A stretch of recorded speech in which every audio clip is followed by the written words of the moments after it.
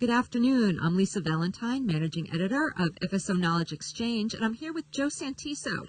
Joe is the founder and CEO of BCI Systems. Welcome, Joe.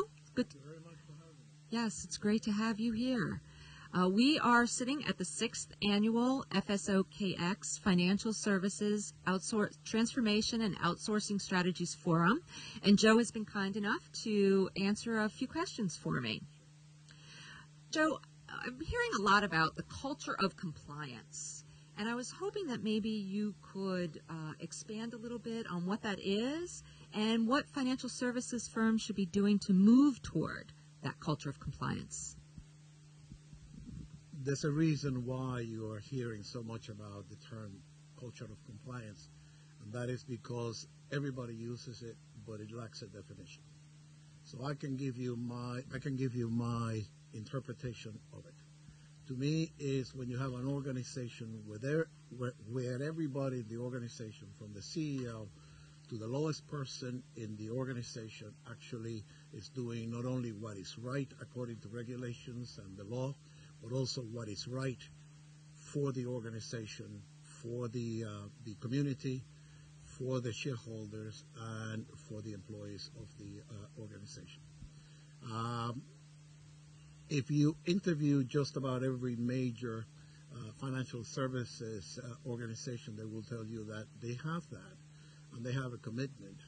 But the problem that I think we have is that we have a tendency to take the eyes off the ball.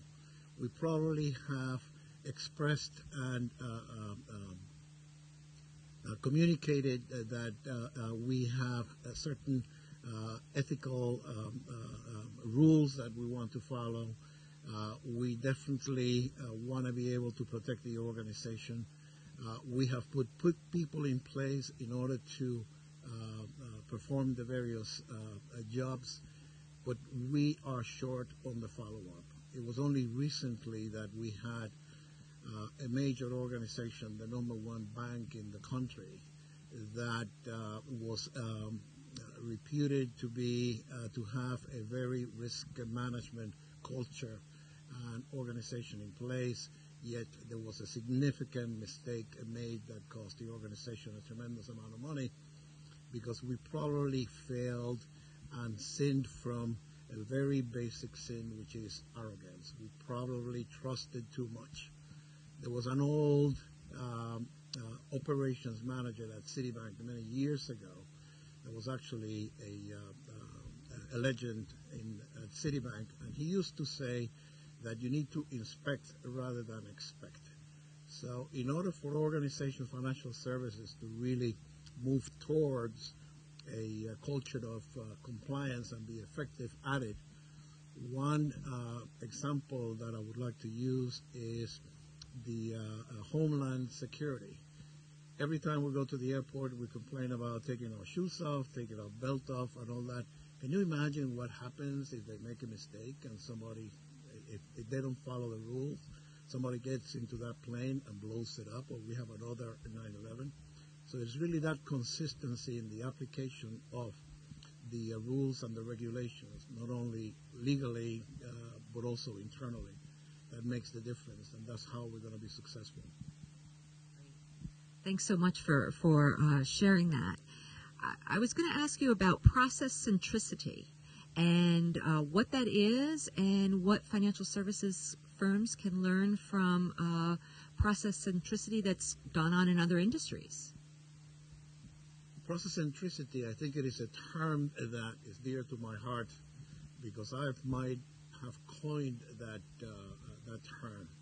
And it means very simply that at the core of every business enterprise is a business process. It is how well you design that process, how well you communicate it to the staff in terms of policies and procedures and all that, how well you monitor the execution in terms of metrics, how well you understand the risks associated with that process, and what are the mitigating controls that are going to make you successful and all that. And it even goes back to the Kensai approach of the 1980s, where the Japanese really excel in terms of the quality and so forth.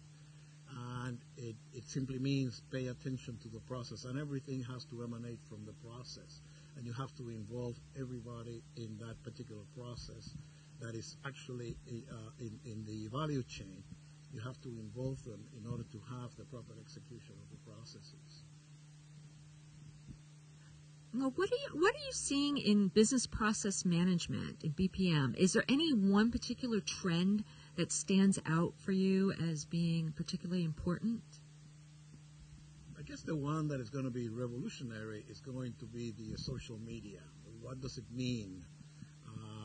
I think it's a revolution that is taking place. I think it is growing in leaps and bounds. I think if you take a look at every single major financial institutions, they have, they're joining Facebook, they have a Facebook presence, they have a Twitter presence, and so forth.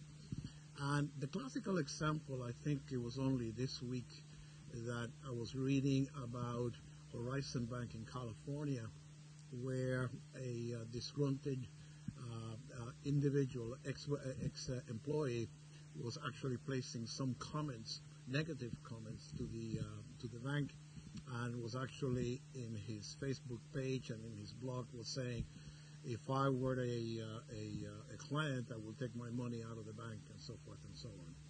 So the problem that you have with the social media is that before, if there was a bad user experience on account of a client, that client can influence a customer.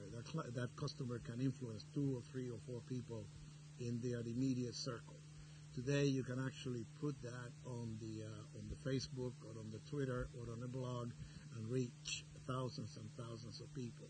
So that is one thing that I think is changing the way that banks look at how they deal and what is the user experience and so forth, because of the implications that it can have.